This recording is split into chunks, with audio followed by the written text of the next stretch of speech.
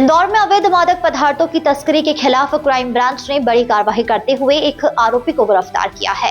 आरोपी के कब्जे से 53.39 ग्राम एमडी ड्रग्स बरामद हुई है, जिसकी अनुमानित कीमत करीब 5,40,000 रुपए है। पुलिस ने ड्रग्स के साथ एक्सेस 125 स्कूटर भी जब्त किया है। कुल जब्त मशरूका करीब 5,80,000 रुपए का बताया जा रहा है। फिलहाल पुलिस आरोपी से ड्रग के नेटवर्क को लेकर पूछताछ कर रही है। दरअसल क्राइम ब्रांच की टीम 24 अगस्त को अवैध मादक पदार्थों की तस्करी करने वालों की तलाश में चेकिंग अभियान चला रही थी। इस दौरान ग्रांड रियासत कॉलोनी में टीसीएस के पास सिल्वर रंग की एक्सेस स्कूटर पर एक संदिग्ध युवक नजर आया। पुलिस को देखते ही युवक भागने लगा, जिसके बाद टीम ने घेराबंदी कर उसे पकड़ लिया। पूछताछ में आरोपी की पहचान उज्जैन निवासी आयुष नागर के रूप में हुई है। तलाशी लेने पर उसकी पैंट की बाईं जेब से 53.39 ग्राम एमडी ड्रग्स बरामद की गई है। आरोपी के पास मादक पदार्थ रखने या उसके परिवहन से संबंधित कोई वैध दस्तावेज नहीं मिले, जिसके बाद पुलिस ने एनडीपीएस एक्ट की धारा 8/22 के तहत आरोपी को गिरफ्तार कर ड्रग्स और स्कूटर जब्त कर लिया है। पुलिस के मुताबिक आरोपित 12वीं कक्षा में पढ़ता है और प्रॉपर्टी ब्रोकिंग का काम करता है। उसके खिलाफ पूर्व में भी एक गंभीर अपराध दर्ज है। अब क्राइम ब्रांच आरोपी से एमडी ड्रग्स की खरीद फरोख्त, सप्लाई नेटवर्क और उसके संपर्क को लेकर पूछताछ कर रही है। डीसीपी क्राइम राजेश त्रिपाठी के निर्देशन में की गई कार्यवाही में पुलिस को ड्रग नेटवर्क से जुड़े हुए और भी अहम सुराग मिलने की उम्मीद है। देखिए, क्राइम ब्रांच द्वारा अवैध मादक पदार्थों के खिलाफ लगातार कार्रवाई की जा रही है। जैसा कि सीपी सर के द्वारा निर्देश भी दिया गया है कि क्राइम ब्रांच मादक पदार्थों के खिलाफ युद्ध स्तर पर कार्रवाई करे। उसी कड़ी में एक बार पुनः सूचना मिली क्राइम ब्रांच के टीआई साहब को कि एक व्यक्ति है जो यहाँ पर आकर के और अवैध मादक पदार्थ की बड़ी खेप लेकर के आ रहा है, कमर्शियल मात्रा लेकर के आ रहा है। इस सूचना पर से तत्काल ही एक टीम रवाना की गई और ग्रांड रियासत कॉलोनी टीसीएस के पास जब हमारी टीम पहुंची तो ये व्यक्ति एक मोटरसाइकिल में आता हुआ दिखा। इसको जब रोका गया तो इसके कब्जे से लगभग 53.39 ग्राम एमडी मिली और चूंकि गाड़ी में था, सिल्वर रंग के एक्सेस स्कूटर में था, दोनों ही जैसी एमडी मिली तो इनको तत्काल इसके खिलाफ में फिर इसको गिरफ्तार किया गया और अब इसको पुलिस रिमांड लिया जाकर पूछताछ भी की जाएगी। जो व्यक्ति गिरफ्तार हुआ है उसका नाम आयुष नागर है, जो कोतवाली जिला उज्जैन का रहने वाला है। यहाँ पर इंदौर में ये एमडी देने की फिराक में था। पूर्व में भी इसने बहुत सारे लोगों को एमडी का वितरण किया है, ऐसी जानकारी लगी है।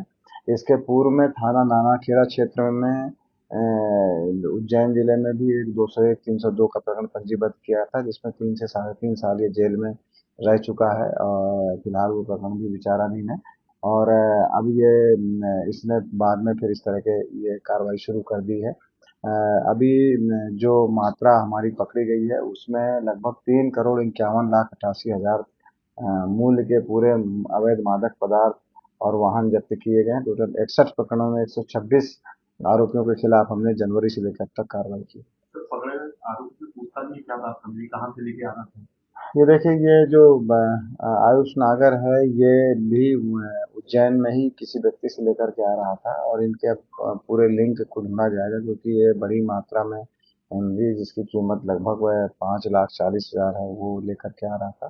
निश्चित रूप से ये एक अच्छी मात्रा है जो किसी न किसी बड़े गिरोह से इसके जुड़े होने की शंका है। इस पर से पूरी इस पर कार्रवाई की जाएगी, क्योंकि ये 12वीं तक ही पढ़ा लिखा है और अपने आप को प्रॉपर्टी ब्रोकिंग रेस का काम करना बता रहा है, लेकिन इससे उसकी कोई आमदनी ना होने की वजह से ये इस व्यवसाय में जुड़ गया। अवैध मादक पदार्थों के खिलाफ कार्रवाई का सिलसिला हमारा लगातार जारी है। उसी अनुक्रम में हमारे एडिशनल डीसीपी श्री गौतम सोलंकी जी, जो ड्रग्स यूनिट के प्रभारी हैं, उनको ये सूचना मिली कि एक प्रथम शक्तावत नाम का एक लड़का है, बेटवा इंदौर का रहने वाला है, ये एमडी लेकर के आ रहा है। इस पर से इन्होंने रात में ही टीम को सक्रिय किया और टीम को इन्होंने शिवालय मार्ग सुलभ कॉम्प्लेक्स इंदौर के पास में लगाया। जैसे ही ये व्यक्ति आया तो इसको तत्काल रोक करके जब पूछताछ की गई तो इसके कब्जे से 25.02 ग्राम अवैध एमडी मिला, जिसकी कीमत लगभग 2.5 लाख रुपए है और इनके पास में काले रंग की स्प्लेंडर मोटरसाइकिल भी बरामद हुई जो लगभग 50,000 की है। हमने आपको पहले ही बताया कि हम अवैध मादक पदार्थों के किसी भी तरह के कोई भी इस तरह की कोई कार्रवाई हो, कोई लेकर के आने का प्रयास करेगा तो जीरो टॉलरेंस नीति के तहत हम उस पर युद्ध स्तर पे कार्रवाई करेंगे। अब इसके पूरे लिंक को हम पुनः तलाश करेंगे और अब तक हमने जैसा हमने आपको बताया कि लगभग 3.5 करोड़ की अवैध मादक पदार्थों की जब्ती जनवरी से लेकर अब तक की जा चुकी है। उसी कड़ी में ये भी एक कार्रवाई की गई।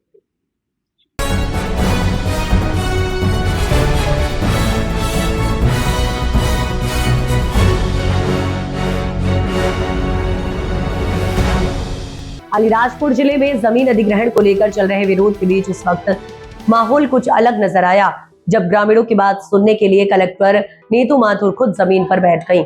कलेक्टर ने आक्रोशित ग्रामीणों को भरोसा दिलाते हुए कहा कि उनकी सहमति के बिना किसी की जमीन अधिग्रहण नहीं की जा सकती। दरअसल जोबट विधानसभा क्षेत्र के कुछ गाँव में जमीन अधिग्रहण की चर्चाओं को लेकर ग्रामीणों में नाराजगी है। इसी मुद्दे को लेकर जोबट विधायक सेना महेश पटेल और आदिवासी विकास परिषद के प्रदेश उपाध्यक्ष महेश पटेल के नेतृत्व में सैकड़ों किसान और ग्रामीण चांचा मामा चौराहे पर एकत्रित हुए।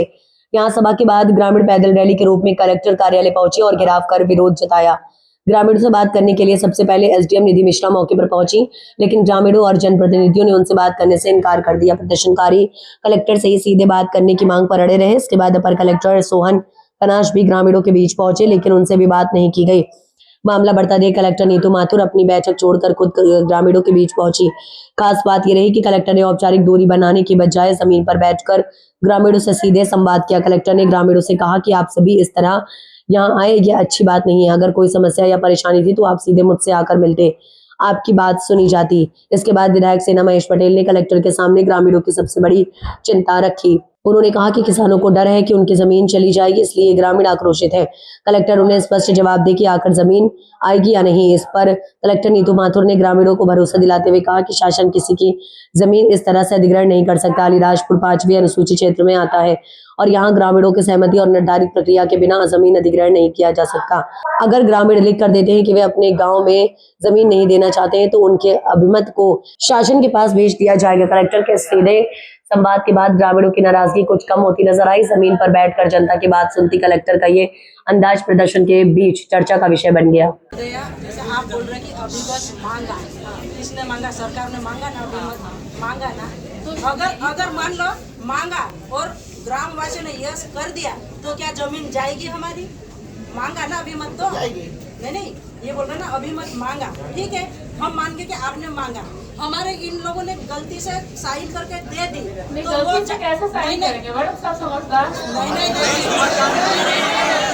अभी मत मांगा।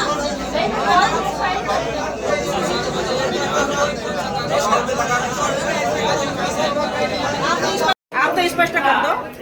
मैं स्पष्ट आप ये करना चाहती हूँ कि जैसे ये केवल ग्राम पंचायत का अभिमत मांगा गया है, अगर अभिमत में ये आएगा कि वो अपने गांव में नहीं चाहते कोई भी एक्टिविटी माइनिंग से रिलेटेड, तो वैसा हम शासन को अवगत कराएंगे, तो डिसीजन जो है गवर्नमेंट ऑफ इंडिया के लेवल पे हो जाएगा।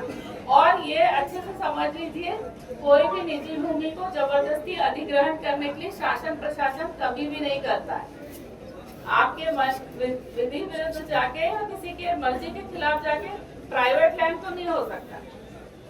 गवर्नमेंट लैंड होगा उसमें शासन करेगा, लेकिन प्राइवेट लैंड है, आपकी खुद की जमीन है, तो कोई शासन क्यों लेगा जबरदस्ती अगर आपका अभिमत नहीं है?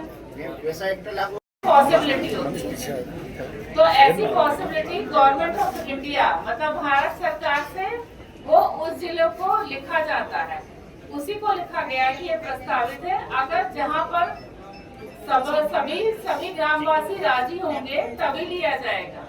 शासकीय जमीन पे हम लोगों का अधिकार होता है, शासकीय जमीन पे हम लोग कर सकते हैं। निजी जमीन के लिए आप लोग खुद मालिक हो, जब तुम लोग मालिक हो तो कोई जबरदस्ती कैसे ले लेगा? आप लोग बिल्कुल भ्रमित मत होइए, किसी की कोई जमीन नहीं। थोड़ा क्लियर करो पहले। चार गांव के लोग अरे चिल्ला मत यार।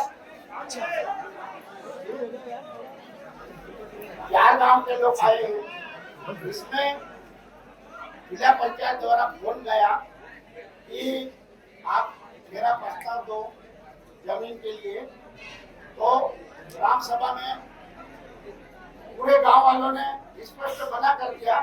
तो ये किस कारण आप मांग रहे सरकार, केंद्र सरकार और राज्य सरकार? तो हमारी जमीन, हम जमीन के लिए चाहे जो भी कुछ हो जाएगा, लेकिन हम नहीं देंगे। दूसरा, कल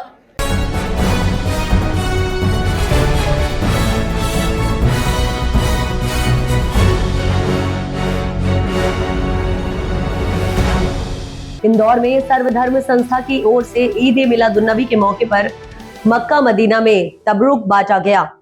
पैगंबर इस्लाम हजरत मोहम्मद मुस्तफ़ा सा के यौम पैदाइश 12 रबीउल अव्वल ईद मिलाद उन नबी के मुबारक मौके पर संस्था सर्वधर्म संघ की ओर से मक्का मदीना में तबरूक तकसीम किया गया। संस्था के अध्यक्ष मंसूर बैग ने बताया कि इस पवित्र अवसर पर मक्का मदीना में दुनिया के विभिन्न देशों से आए ज़ायरीन इबादत कर रहे हैं। इसी क्रम में यौम पैदाइश सादगी के साथ मनाकर जानमाज, तस्बीह, खंजूर और चॉकलेट सहित तबरूक आम लोगों में वितरित किए गए।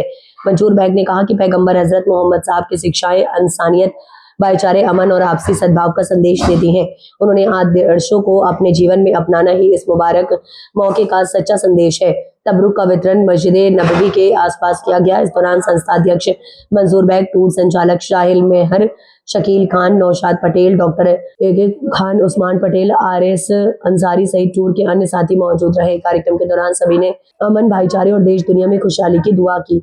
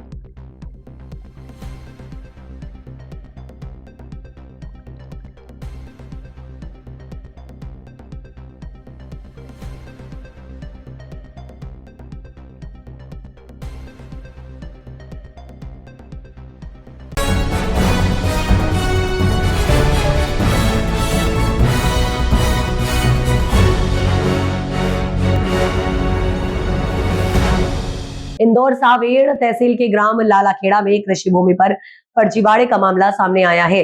केशरीपुरा निवासी संतोष पिता शंकरलाल कुमावत ने कलेक्टर इंदौर को आवेदन देकर जांच की मांग की। आवेदक के अनुसार सर्वे नंबर 170-2 व 182-2 कुल 2801 हेक्टेयर भूमि पर ग्राम नागपुर निवासी गीताबाई व देवेंद्र पटेल ने फर्जी रजिस्ट्री, फर्जी हस्ताक्षर और फर्जी गवाहों के जरिए षड्यंत्र पूर्वक नामांतरण करा लिया है। आवेदन में बताया कि इस भूमि पर गवाह विवेक महस्कर 50 वर्षों से काबिज हैं। आरोपी की तहसील कार्यालय में साठगांठ कर फर्जी तरीके से नामांतरण कराया गया, जबकि सर्वे नंबर 170 शासकीय मत की है और 182 ऑनलाइन रिकॉर्ड में नहीं है। अब उक्त भूमि को ऊंचे दामों पर बेचने की तैयारी है। पीड़ित ने प्रकरण क्रमांक 0023/6/2025-26 की उच्च स्तरीय जांच कर फर्जी रजिस्ट्री निरस्त करने व दोषियों पर कार्रवाई की मांग की है। सांवेर तहसील के लालाखेड़ा गाँव का मामला है और एक बंदा आता है तो एक बंदा बोलता है मेरा 50 साल से कब्जा है, दूसरा बंदा इंकांडू की रजिस्ट्री लेके आता है जो फर्जी है। और मैडम ने जब नामांतरण कर दिया, इसमें 2 कोरे कागज ही लगा के मैडम ने नामांतरण कर दिया और भारी पैसा लिया, जबकि मैडम का तोमर, ये पूनम तोमर है तहसीलदार मैडम, जो पूरे कोरे कागज पे ही उन्होंने रजिस्ट्री का नामांतरण स्वीकार कर लिया। भारी भ्रष्टाचार हुआ है और हम शिकायत करने गए तो हमको मना कर दिया और हमारे खिलाफ थाने में शिकायत दर्ज करी। शिकायत का सामने हमने इस आवेदन दिया है पर हमारी कोई सुनवाई नहीं हो रही। सांवेर थाने में यहाँ आवेदन दिया है तो कलेक्टर साहब ने बोला हम जांच करवाते हैं। बाकी मुझे नहीं लगता कि यहाँ पे कुछ हमारा काम होगा और आए दिन भू माफिया हमको डराते हैं। हम ये चाहते हैं कि इसकी जांच की जाए और इस रजिस्ट्री को निरस्त की जाए। आपको डराया धमकाने का क्या नाम है? देवेंद्र पटेल है, नागपुर के हैं और उनके साथी है और ये दलाल लोग हैं कुछ। ये मेरे को आए दिन चमका रहे हैं और जान से मारने की धमकी दे रहे हैं। देवेंद्र पटेल नागपुर वाला।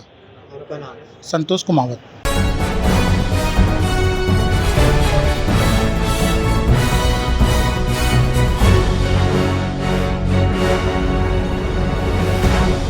पैगंबर इस्लाम हजरत मोहम्मद मुस्तफ़ा सा के यौम पैदाइश 12 रबीउल अव्वल ईद मिलाद उन नबी के मुबारक मौके पर संस्था सर्वधर्म संघ की ओर से मक्का मदीना में तबरूक तकसीम किया गया। संस्था के अध्यक्ष मंसूर बैग ने बताया कि इस पवित्र अवसर पर मक्का मदीना में दुनिया के विभिन्न देशों से आए ज़ायरीन इबादत कर रहे हैं। इसी क्रम में यौम पैदाइश सादगी के साथ मनाकर जानमाज, तस्बीह, खंजूर और चॉकलेट सहित तबरूक आम लोगों में वितरित किए गए।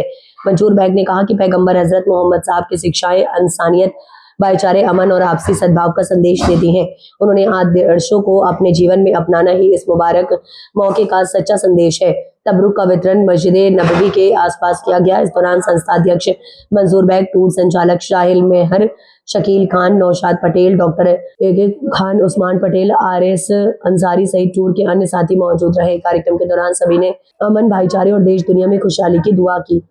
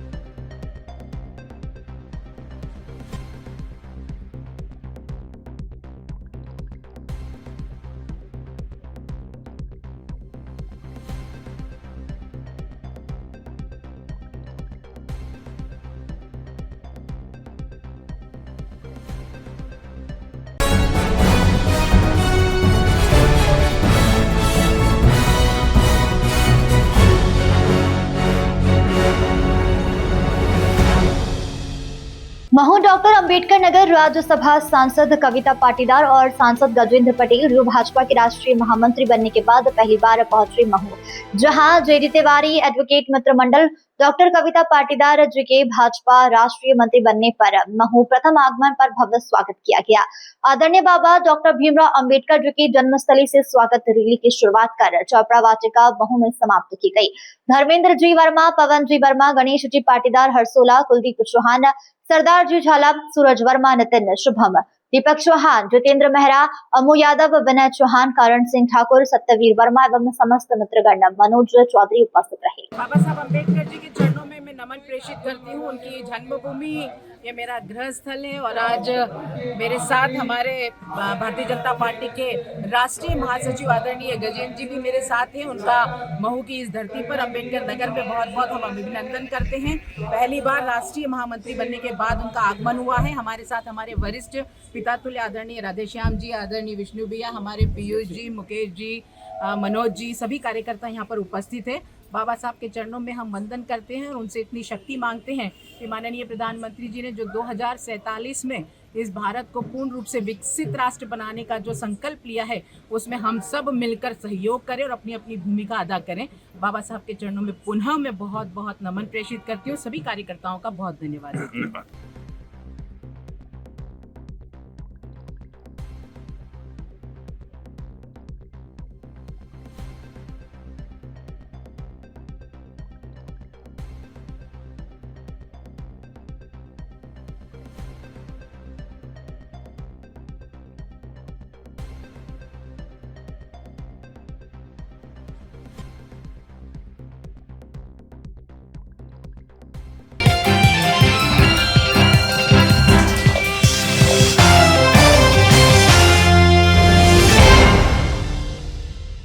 धार की ऐतिहासिक भोजशाला से जुड़े विवाद और न्यायालय के आदेशों के पालन को लेकर सकल हिंदू समाज के आह्वान पर आज दोपहर तक धार जिला बंद रखा गया।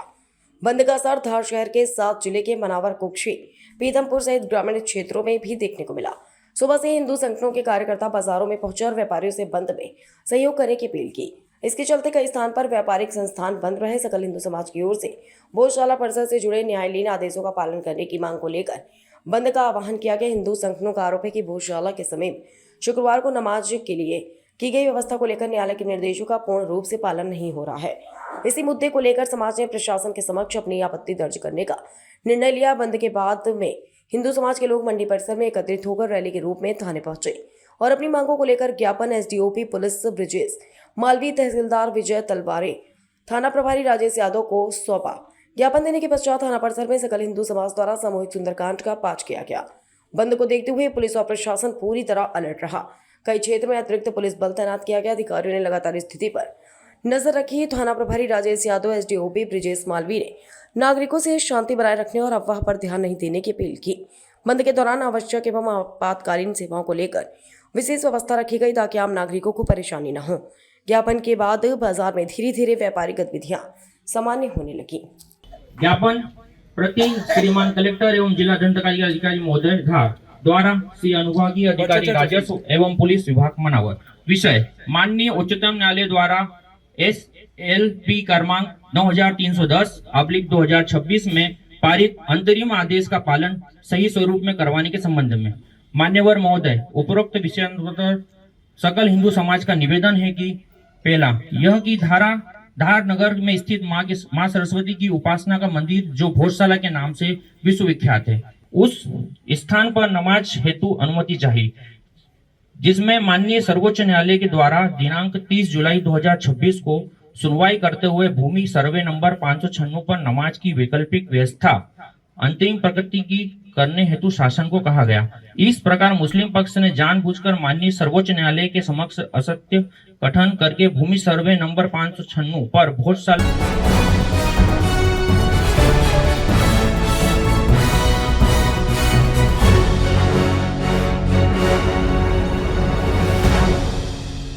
खरगोन जिले के मंडलेश्वर से दादा दयालु के द्वारा कांवड़ यात्रा का आयोजन किया गया, जिसमें भक्त कांवड़ियों के द्वारा कलश में जल भरकर जामगेट के रास्ते से होते हुए मेड के महादेव मंदिर में जलाभिषेक करने पहुंचे। इस कांवड़ यात्रा में जगह जगह फूल मालाओं से स्वागत किया गया, साथ ही स्वल्पहार की व्यवस्था की गई।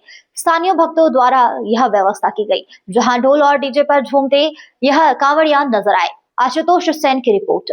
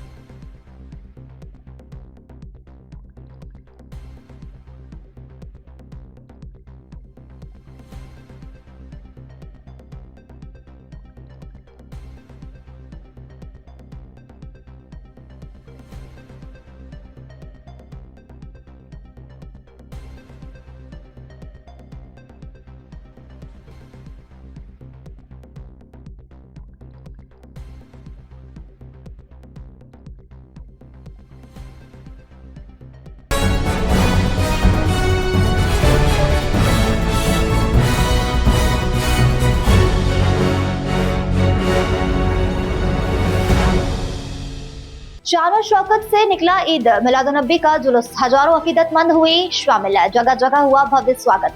मनावर में एक हर मुसलमान के लब पर सरकार की आमद मरहबा, आका की आमद मरहबा की सदाओं से आज पूरा मनावर गूंज उठा। हजरत मोहम्मद पैगंबर साहब के योमे विलायत यानी कि ईद मिलादुन्नबी के मौके पर मनावर में मुस्लिम समाज द्वारा शान शौकत के साथ भव्य जुलूस निकाला गया, जिसमें हजारों की भीड़, सभी के लब पर एक ही नारा लब्बैक या रसूलल्लाह। जुलूस में हजारों की तादाद में मुस्लिम भाई, नौजवान और नन्हे मुन्हे बच्चे हरे और सफेद लिबास पहनकर शामिल हुए।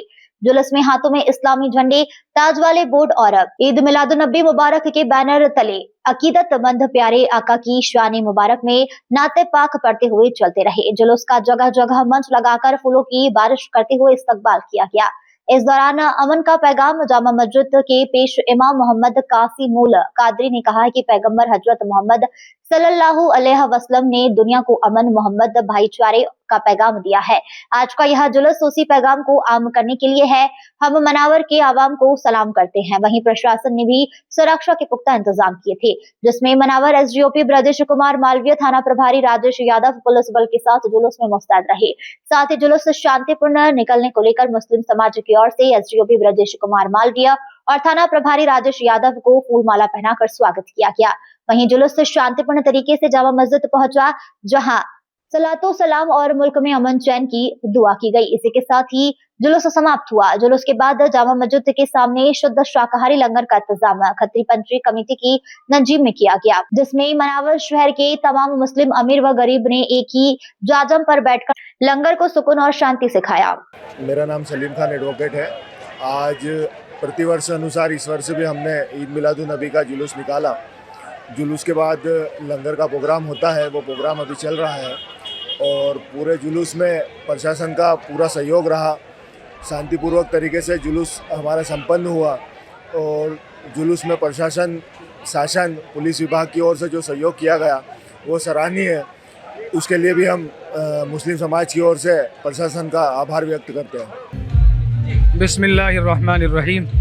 मैं अपनी अवाम अहले सुन्नत से ये गुजारिश करना चाहूँगा कि जिस तरह से आज मेरे आका का यौम पैदाइश मनाया गया, इसी तरह से हमेशा मेरे आका का यौम विलादत मनाया जाए और हर तरीके की खुराफात और रसूमात जाहिला से बचा जाए। अल्हम्दुलिल्लाह बड़ा कामयाबी के साथ हमारा जुलूस अपनी मंजिल तक पहुंच चुका है। अल्लाह की बारगाह में दुआ है, अल्लाह सब के हिस्सों को, शिरकतों को, कुर्बानियों को अपनी बारगाह में अल्लाह कबूल फरमाए।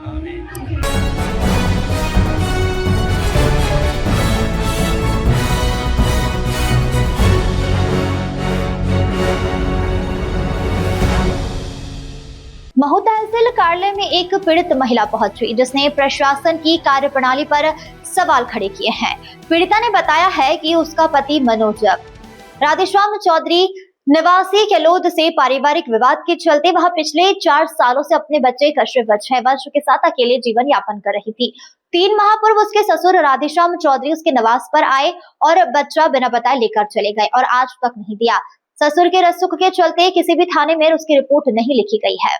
आगे उन्होंने कहा कि मेरे बच्चे को ससुर के साथ महू थाना एसआई अलका सिंह ने भेज दिया और मुझे एसडीएम कोर्ट जाने को कहा। एसडीएम कोर्ट में भी मुझे बच्चों से मिलने नहीं दिया गया, न ही बच्चों को बुलाया गया और बच्चों को मेरे ससुर और पति के सुपुर्द कर दिया गया। आदेश में लिखा गया कि बच्चा शुरू में मेरे ससुर और सास के पास था, जो पूरी तरीके से गलत है। वह मेरा पति मनोज चौधरी पहले से शादीशुदा था। मुझे धोखे में रखकर शादी की गई। जब मैंने विरोध किया तो मुझे घर से निकाल दिया गया। मेरे सारे दस्तावेज मनोज चौधरी ने छिपा लिए और आज तक गांव में अविवाहित बनकर घूम रहा है। वहीं महिला ने एसडीएम कार्यालय में कार्यरत किसी विजेता नामक महिला पर भी आरोप लगाया है कि वह केस की सुनवाई के दौरान उसके बाद भी मेरे पति के संपर्क में थी। वह मेरे और मेरे पति का रिश्ता तोड़वाना चाहती थी, जिसके कारण एसडीएम की जांच प्रभावित हुई। वह लगातार मेरे पति को मेरे खिलाफ भड़का रही थी, जिसकी जांच होना चाहिए। वहीं सभी शिकायतें कर चुकी है वह, पर कहीं सुनवाई नहीं हो रही है। ससुराल वालों ने बच्चों को कहीं छिपा दिया है और 3 माह से बच्चे से बात तक नहीं कराई गई है। बच्चा कहाँ है? सभी घर छोड़कर चले गए हैं और मेरे सभी नंबर भी ब्लॉक लिस्ट में डाल दिए गए हैं। मीडिया के माध्यम से अपील की है कि कृपया बच्चा दिलाया जाए और दोषी पर कार्रवाई हो। सर, मैं पहले भी आ चुकी हूँ एसडीएम कार्यालय में। प्रोडक्शन वारंट लगाया था मैंने। एक्चुअली मैं यहाँ पे आना नहीं चाहती थी। हुआ ये था कि मेरे और मेरे पति के बीच में झगड़े चल रहे थे, तो काफ़ी टाइम से चल रहे थे। लेकिन हम लोग, मैं और मेरा बच्चा धार नाके में रह रहे थे। तो जो मेरा हस्बैंड है उसी ने हमें निकाला था ससुराल से और बाद में उसने क्या किया, कभी नहीं आया बच्चे और मुझसे कभी मिलने नहीं आया। मुझसे बिना पूछे उन्होंने ये आदेश लगा दिया कि बच्चा शुरू से पति के पास है, मेरे हस्बैंड के पास है और माँ के पास बिल्कुल नहीं है। तो मैं ये पूछना चाहती हूँ, ये जानना चाहती हूँ कि अगर बच्चा उनके पास है तो फिर मैं कहाँ थी? मनोज चौधरी, हवलदार मनोज चौधरी। 3 साल से। जी नहीं, मैं यहाँ की नहीं हूँ। मेरी परवरिश बालाघाट जिले में हुई है, मैं वहाँ की हूँ और मैं यहाँ जॉब करती थी मदरसन कंपनी में। एक्चुअली वो जो मदरसन कंपनी है वो दिल्ली नोएडा से आई है। मैं नोएडा से ट्रांसफर होकर यहाँ पे पीतमपुर में आई थी और मैं जहाँ रहती थी शांति नगर में रहती थी। किराए पे पुलिस वाले के यहाँ। तो मेरे जो ससुर है उनसे मेरी मुलाकात हुई थी चलते चलते रोड पे। तो मुझे मैं कंपनी जा रही थी। मैंने हर जगह 3 महीने हो गए जी। नहीं, मैंने जाके शिकायत की है पुलिस वाले से लेके हर जी। नहीं, सीधे बोला कोर्ट में जाओ, कोर्ट में जाओ। जब मैं पुलिस के पास गई थी तो पुलिस वालों ने एसडीएम साहब के पास भेजा। एसडीएम साहब के पास मैंने प्रोडक्शन वारंट जारी किया और प्रोडक्शन वारंट जब जारी हुआ उसके बाद 1 तारीख जब आई तो मुझे मेरा बच्चा चाहिए था, बच्चे के लिए ही लगाया था। तो उन्होंने क्या किया, बच्चों से पूछ लिया और मेरा जो बच्चा है मेरे ससुराल वाले को दे दिया 7 ससुर को। उसके बाद फिर दूसरी तारीख लगी, उसमें बच्चा नहीं लाया गया। आपको कैसे पता लगा तारीख लगी, कौन बताता है? विजेता करके मैडम बैठती है रूम नंबर 10 में तहसील में, उनसे पूछने गई तो वो तारीख पे तारीख बढ़ा रही है ना। कभी प्रकरण नंबर गलत देती है तो कभी मुझ पर चिढ़ती है। सीधे मुंह बात करना नहीं है। तो आप ऐसा आरोप क्यों लगा रहे हैं? मैं आरोप नहीं लगा रही हूँ सर, मैं देखकर आई। मैं दिल्ली गई थी अभी 15 अगस्त को, तो मैंने मेरे पति के फोन में देखा तो वो मेरे पति को भड़का रही है। यहाँ से बात कर रहे हैं आपके पति से? जी। आप क्या चाहते हैं? तो मुझे मेरा बच्चा चाहिए और मेरा परिवार चाहिए, हंसता खेलता परिवार में। फालतू में ऐसे लोगों के चक्कर में अपना घर परिवार क्यों बर्बाद करूं?